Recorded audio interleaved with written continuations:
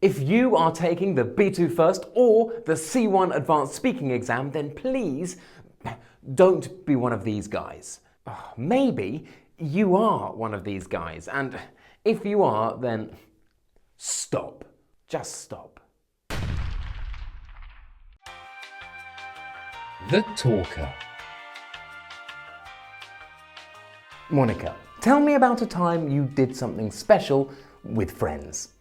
Oh my god, that is such a good question. You're doing such a great job, Mr. Examiner. Keep it up. Anyway, I can't exactly remember when it was, but I went out shopping with my friends, even more stunning than usual, and I looked so stunning that I almost died. And Johnny's new girlfriend then saw me, and she was like totes jealous. She thought, oh my god, she is so sexy, how could I possibly compete with that? Hello? But Johnny was like totally embarrassed and ashamed, and that made me feel really good about myself, because I can't believe I broke up with her, I want to kill myself. So yeah, and I said, that girl doesn't know anything. Thank you.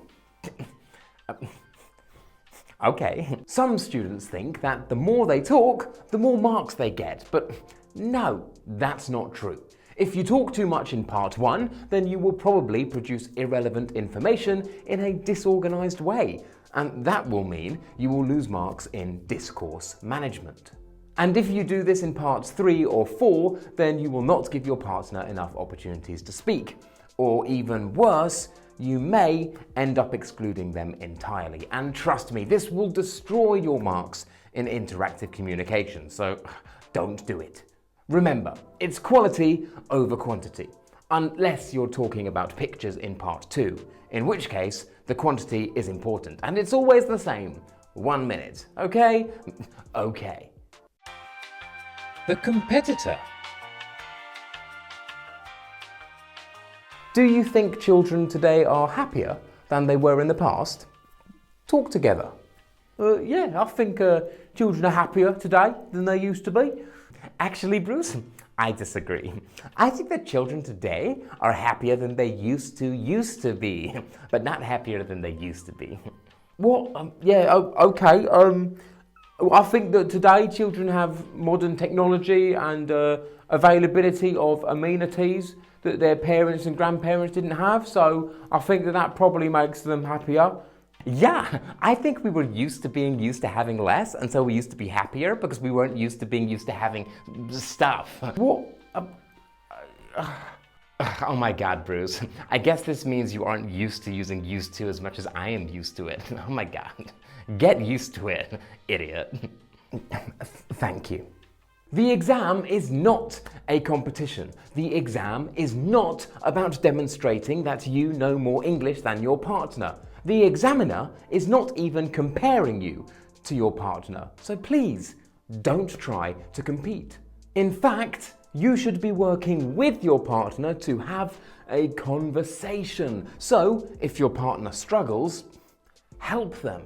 If they are finding it difficult to find a word in parts 3 and 4, then help them. If they are quiet and finding it difficult to contribute, then for goodness sake, ask them a few questions and help them. I promise you have absolutely nothing to gain from your partner doing badly. So be nice and help. The Bad Listener. In this part of the test, you are going to talk about something together for about 2 minutes. Some parents think that children should not be allowed to use the internet without supervision, and others disagree. Here are some things they think about and a question for you to discuss. Now, talk together about whether you think children should be allowed to use the internet without supervision. I think the best reason for parents not to let their children use the internet without supervision is that children could talk to people that might want to harm them. Like, seriously, the internet can be such a dangerous place. I agree. And what do you think about privacy? I think that children should not be supervised because they need privacy. Yeah, Bruce, I guess privacy is important, but there needs to be like a compromise between privacy on the one hand and safety on the other. I agree. And what do you think about inappropriate content? I believe that children should be supervised because online there could be inappropriate content. Yeah, I guess you could say that in addition to the harm from strangers, that there could be stuff on the internet that is not made for the eyes of children. Yes, Monica, I agree. And what do you think about... Oh my god, forget it. Saying I agree and moving on to another prompt in part 3 is not a conversation. No, it's a disaster. Listen, if you want to get good marks in interactive communication, then you need to link what you say to what your partner has said before you. Saying, I agree, and what do you think about, is not doing that. No, you're basically ignoring your partner, and boy oh boy, that's a terrible thing to do, so don't do it. The grammarian. Bruce, what's your favourite colour? If I had to answer this question, I would say green. If only more people enjoyed the colour green. Not only would it make the world a better place, but also result in more green being used in public spaces. Yeah. So the student has used a second conditional. They've used if only plus the past simple to complain about a present situation. They've used an inversion and they've used the passive. I mean, are you really going to lose marks for this? No, I guess not. And if you're going to take the B2 First speaking exam, then if you want, go ahead and do this, because you need to at least attempt some complex grammar to pass. And, well, giving an answer like this is certainly one way to achieve that.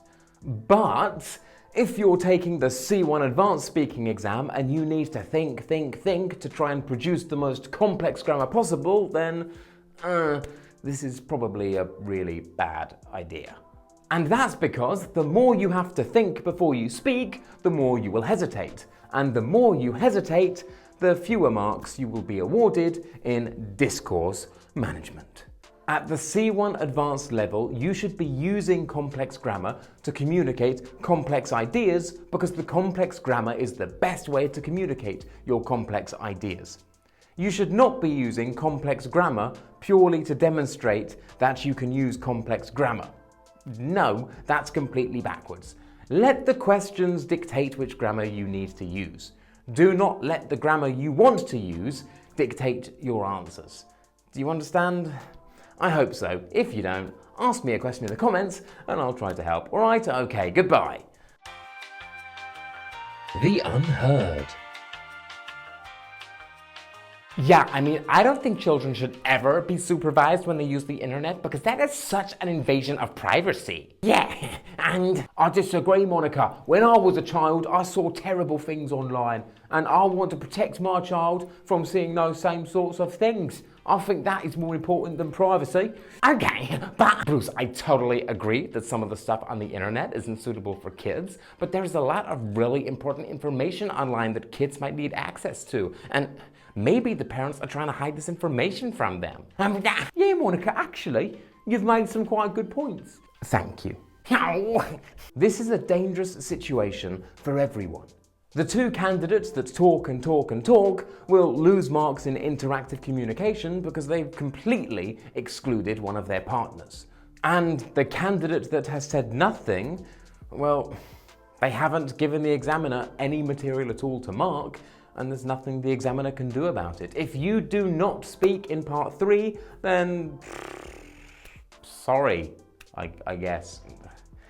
Yeah, make sure you talk. And as I've said before, if you've got a partner that's shy and is a bit scared of talking, then that's on you. Make them feel comfortable. Ask them questions about themselves. Be a nice human being, and they will feel like a nice human being, all right?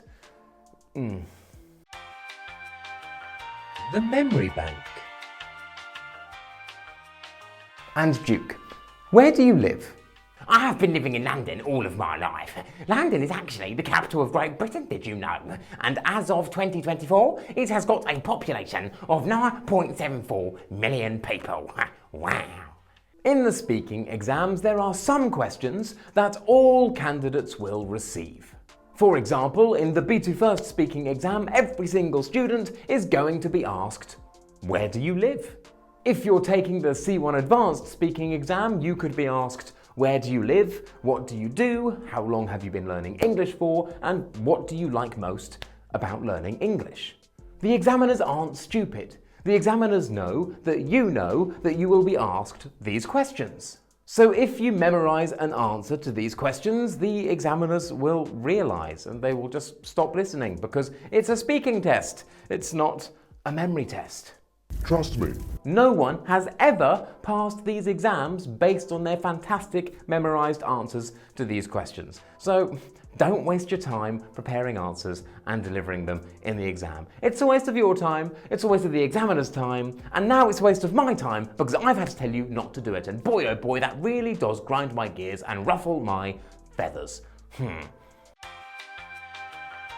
The sesquipedalian. Bruce, tell me about your best friend. My preeminent confidant possesses a veritable cornucopia of truly admirable and desirable qualities, ranging from sagacity, erudition, wit, and perspicacity. And he's called Mike, and we drink together under a bridge every night. Yeah. Okay, sure, this is amazing, but is it appropriate? Using rare, esoteric words is only good if it really captures the ideas that you want to express. Remember, the rarer a word is, the more specific it is, and this can be really useful if you want to communicate something super specific. But if you've learnt a bunch of new words and you're using them just because you want to show off the fact that you know them, then you're probably using them inappropriately. And that's a terrible thing because, of course, in the Cambridge speaking exams, you're not only marked on how advanced the vocabulary that you use is, but also on whether you are using that vocabulary appropriately or not. And if you're using it inappropriately, then, well, you're just making mistakes, aren't you? Yeah. The emo. In what way do you think your mobile phone has improved your life?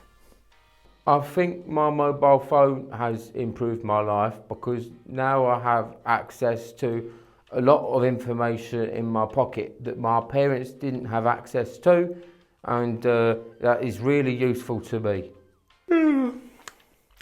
Try to be happy. Try not to look like you want to die, because if you look like you want to die, then you will probably sound like you want to die. And if you sound like you want to die, then it will make your partner feel like they want to die, and then maybe they will want to die, and then they will also sound like they want to die, and then the examiners will want to die, and they'll give you low marks because you've depressed them. So don't do that. But no, seriously, when you're happy, your intonation rises and falls, and this is great. It sounds more natural, it sounds more fluent. If you speak in a monotonal way, then you are doing none of that. And you are marked on it. You are marked on your intonation. Intonation is important. Trust me, it is. Look, I know an exam is a stressful situation. I know that a lot could be dependent on your performance in this exam. Maybe you need to get a good mark in this exam for your job or your education. So I get it. You're probably feeling stressed. However, making your intonation flat and boring because you're stressed isn't going to help you achieve your goals. So smile, puff your chest out, and be fabulous. And with that, we are finished. Those were 8 people that you definitely do not want to be in your B2 First or C1 Advanced speaking exams. If you liked the video, smash that like button, subscribe if you haven't already, leave a comment down below. My name is Toby, and this was Smash English.